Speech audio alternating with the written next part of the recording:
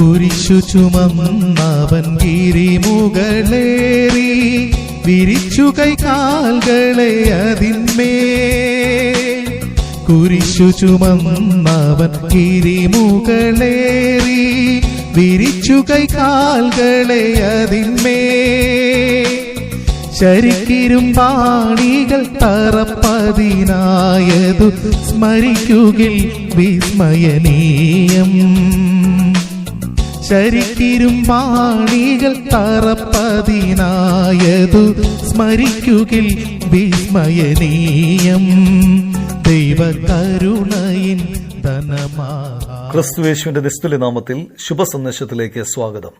വിശുദ്ധ വേദപുസ്തകത്തിൽ യോഹന്നാൻ എഴുതിയ സുവിശേഷം 8-ാം അധ്യായം 6-ാം വാക്യത്തിൽ നാം ഇങ്ങനെ വായിക്കുന്നു: ഇത് അവനെ കുറ്റം ചുമത്തുവാൻ സംഗതി കിട്ടേണ്ടതിന് അവനെ പരീക്ഷിച്ച് ചോദിച്ചതായിരുന്നു. യേശുവോ കുനിഞ്ഞ വിരൽ കൊണ്ട് നിലത്ത് എഴുതിക്കൊണ്ടിരുന്നു. യേശുക്രിസ്തു എന്താണ് എഴുതിക്കൊണ്ടിരുന്നതെന്ന് നമുക്കറിയില്ല. എന്നാൽ ചില പുസ്തകങ്ങളെക്കുറിച്ച് വേദപുസ്തകത്തിൽ പരാമർശിച്ചിട്ടുണ്ട്. അതിലൊന്നാണ് ജീവപുസ്തകം.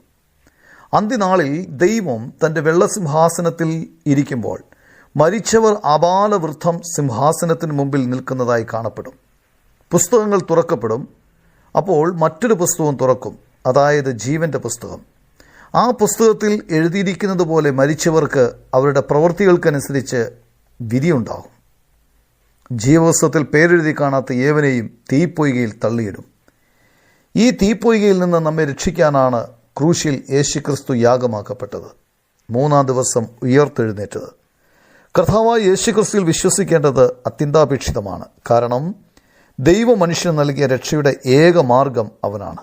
ഈ മാർഗം സ്വീകരിക്കാൻ ദൈവം നിങ്ങളെ സഹായിക്കട്ടെ. ആമേൻ.